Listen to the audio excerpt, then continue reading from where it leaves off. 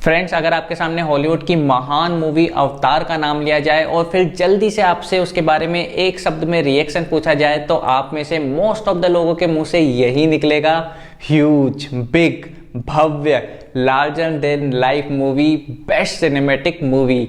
तो फ्रेंड्स, आज इन्हीं सभी शब्दों की मुझे बहुत ज़्यादा ज़रूरत पड़ने वाली है और इन सभी शब्दों को मैंने घोल के पी लिया है, क्योंकि आज रिलीज़ हुई है हमारे देश की मोस्ट अवेटेड मूवी RRR। और आज पहले दिन ही मैंने इस मूवी को देख लिया है और मुझे पता है कि बहुत सारे लोग मुझसे इस मूवी के बारे में पूछने वाले हैं, तो मेरे मुंह से इस मूवी के लिए यही शब्द निकलने वाले हैं। तो फ्रेंड्स, आप लोग अब तक समझ ही गए होंगे आज का वीडियो किस बारे में है। जी हाँ फ्रेंड्स, SS राजमौली सर की न्यू मूवी RRR।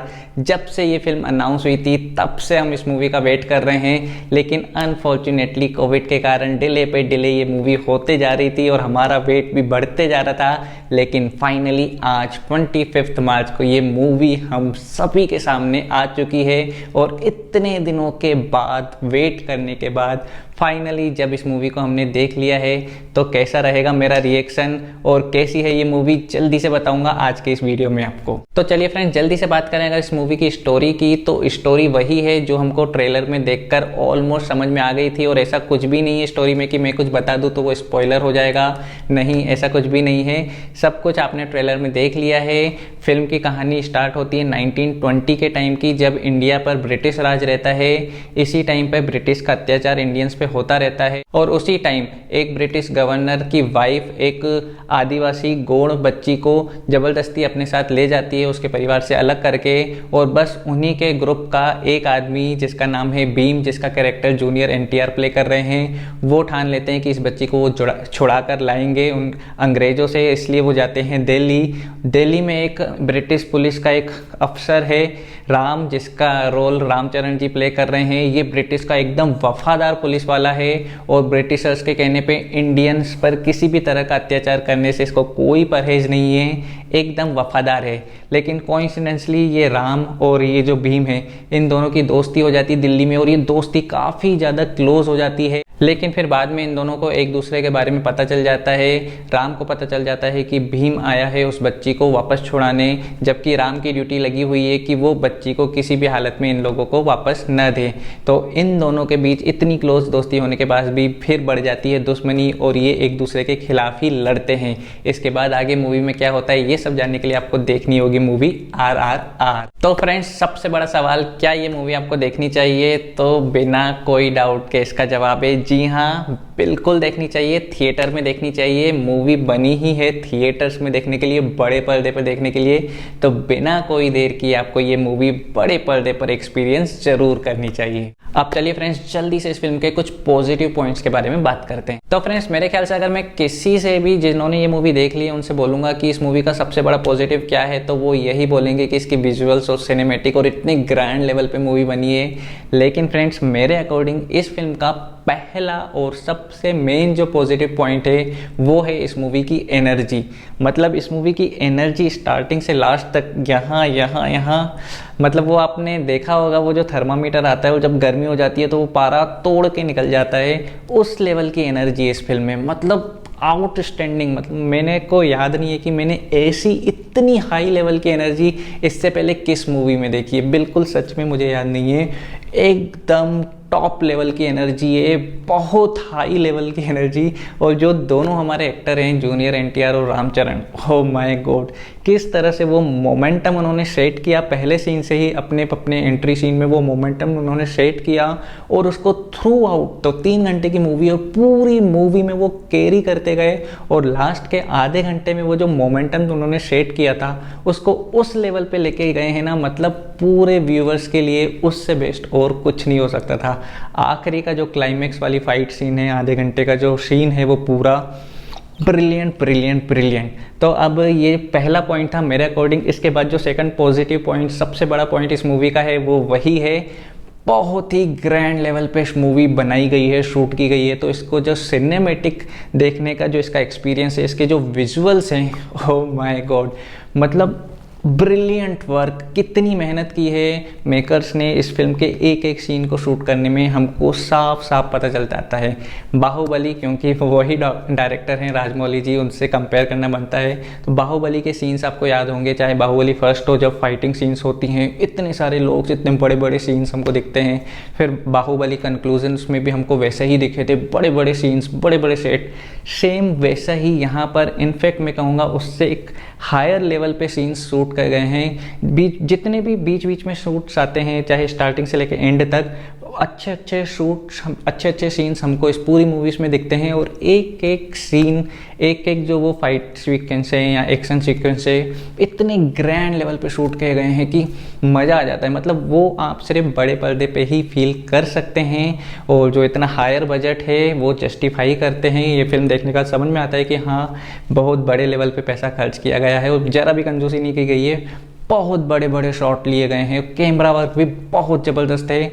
आखिरी का आधा घंटा जब वो राम बन के वो, आपको बाहुबली का वो सीन याद होगा, सेकंड बाहुबली का, जब वो तीर चलाते हैं, जब वो एक साथ तीन तीर छोड़ते हैं, वो अगर सीन बहुत लोगों को बहुत पसंद आया था, मुझे भी बहुत पसंद आया था। लेकिन अगर आपको वो सीन पसंद आया तो यहाँ पर आपको उससे 10 गुना ज़्यादा हायर लेवल का उसी टाइप का सीन मिलेगा, जब वो रामचरण जी राम जी बनकर आते हैं। आखिरी के आधे घंटे वाला फाइट सीन जो मैं बता रहा हूँ, और जिस मतलब तरीके से तीर चलते हैं और जो फाइटिंग होती है, अनबिलीवेबल। मतलब सिर्फ आप बड़ी स्क्रीन पर ही उसको एक्सपीरियंस कर सकते हैं।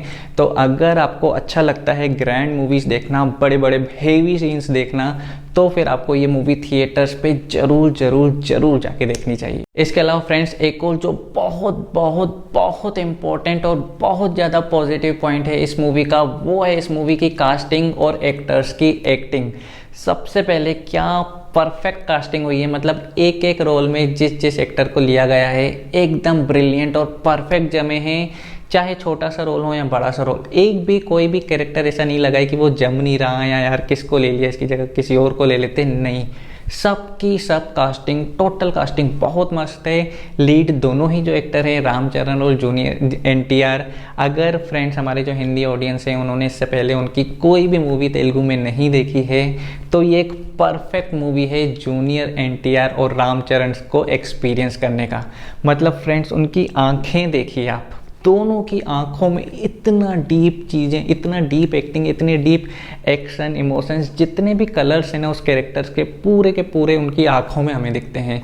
दोनों ही एक्टर्स ने अपने कैरेक्टर को बखूबी निभाया है, और वो पूरे मतलब मूवी को डोमिनेट करते हैं। ऑब्वियसली लीड एक्टर हैं, लेकिन पूरी तरह से उन्होंने मतलब जी लिया है अपने कैरेक्टर को। इसके अलावा मैं स्पेशल तारीफ करना चाहूँगा अजय देवगन जी की।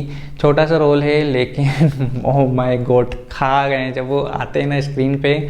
और उस सीन को जिसमें अजय देवगन है, एकदम इस फिल्म का सबसे सॉलिड इमोशन सीन्स बनाया है मेरे ख्याल से अजय देवगन वाले सीन को। मतलब और भी बहुत सारे इमोशनल सीन हैं, लेकिन जिस सीन में अजय देवगन है वो इस मूवी का सबसे बेस्ट इमोशनल सीन है, इसमें कोई डाउट नहीं है। इसके अलावा आलिया भट्ट का भी छोटा सा रोल है, लेकिन आलिया भट्ट भी अपने रोल में काफ़ी जमी है।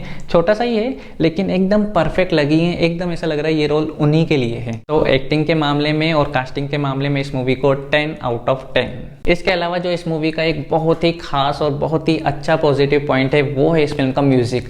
मतलब इस फिल्म के मेन स्ट्रीम के सॉन्ग्स तो अच्छे हैं ही, लेकिन जो इसका बैकग्राउंड स्कोर है ना फ्रेंड्स, हो मतलब इतनी लार्ज फिल्म है, इतनी बड़ी ह्यूज फिल्म है, उसका अगर बैकग्राउंड म्यूजिक अच्छा ना होता ना तो पूरा मज़ा ख़राब हो जाता। लेकिन हेड्स ऑफ है इसके म्यूजिक डायरेक्टर को, क्या बैकग्राउंड स्कोर बनाया है, लेकिन पूरी तरह से परफेक्ट एंड फिट है इसके एक एक सीन के साथ। तो फ्रेंड्स, इतनी सारी पॉजिटिव बातें होने के बाद भी क्या इस मूवी में कोई भी नेगेटिव बात नहीं है? नहीं, नेगेटिव बात तो है। और जब मैं इस फिल्म के नेगेटिव पॉइंट्स बताऊंगा, पहला खास करके जो नेगेटिव पॉइंट बताऊंगा, तो हो सकता है बहुत सारे ऑडियंस मुझसे एग्री ना करें, या फिर उनको लगेगा नहीं यार ऐसा नहीं है।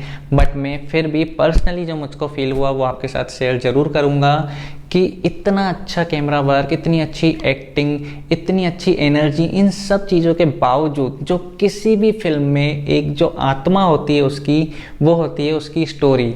इस फिल्म में स्टोरी है लेकिन बहुत ही सीमित स्टोरी है और सीन्स पर बहुत ज़्यादा ध्यान दिया है। स्टोरी से ज़्यादा मुझे लगा सीन्स को क्रिएट करने में, उसको इफ़ेक्टिव बनाने में बहुत ज़्यादा ध्यान दिया है। बहुत अच्छे बनाए भी हैं लेकिन स्टोरी बहुत ही नॉर्मल है और उतना इम्पैक्ट नहीं जगा पाती जितना जगह पाना चाहिए इस तरह की मूवी में, इतनी बड़ी मूवी में।